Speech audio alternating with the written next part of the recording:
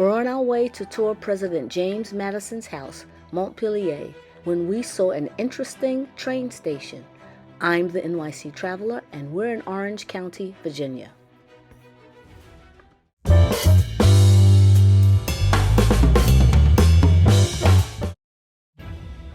Naturally, the Montpelier train station was not there when President James Madison resided at the plantation.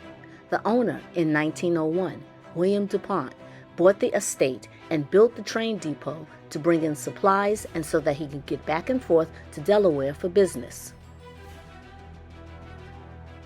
Montpelier Train Station is a product of the Gilded Age. It was also built during a segregated era. The station was active until the 1960s, with freight service ending in 1974. The primary carrier was the Southern Railway. The estate stayed in the DuPont family until DuPont's daughter, Marion DuPont Scott, died in 1983, and it went to the National Trust for Historic Preservation. The station was restored to teach about segregation in the early 1900s America, with exhibits opening in 2010. Meanwhile, overlapping this, the post office was also operating out of this building, starting in 1912, finally ceasing in 2022, a year before we visited. It was an interesting situation. The railway was allowed to operate under segregation, but the post office was under federal laws. Whites and blacks picked up their mail side by side and then went to separate waiting rooms if they were waiting for the train. Montpelier was a flag stop, stopping to pick up passengers if it was flagged down, meaning waved down by the station master. The only scheduled time was when William DuPont needed to get to Delaware. After all, that's why he built the train station in the first place. The last flagged stop was in 1967.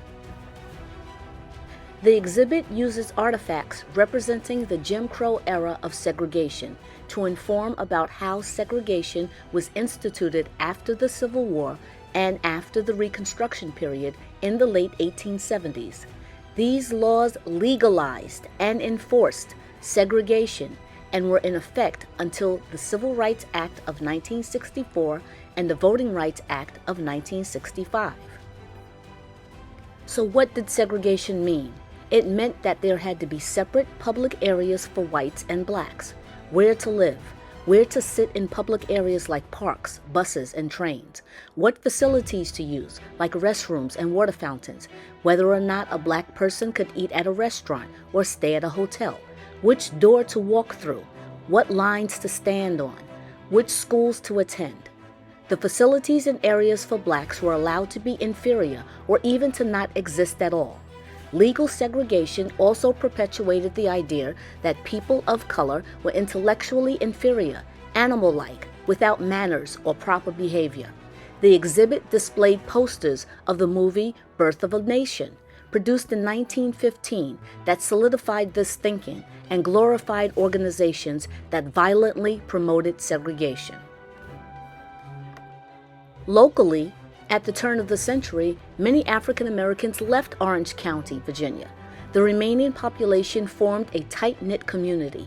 They stayed pretty much to themselves to avoid having any trouble with the local whites. The black church was the center of the black community.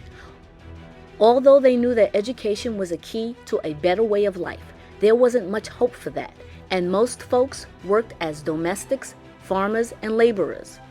A plantation with enslaved labor during the antebellum years, Montpelier was a source of jobs during this Gilded era under the DuPont family.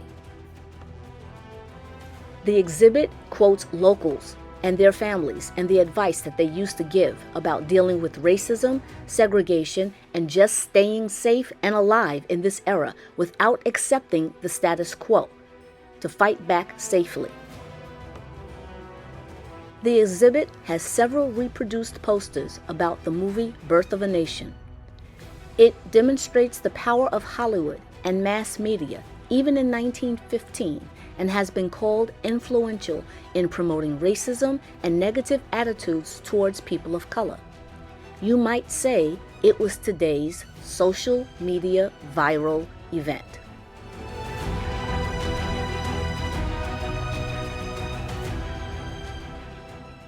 We are here today in this hallowed place because it brings that history to life.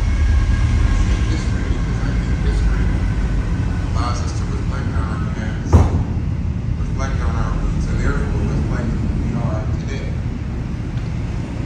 Now, I had only seen exhibits of segregated railways in a museum, so I'm glad that we took the time to make an unscheduled stop to see an actual restored station that showed everything.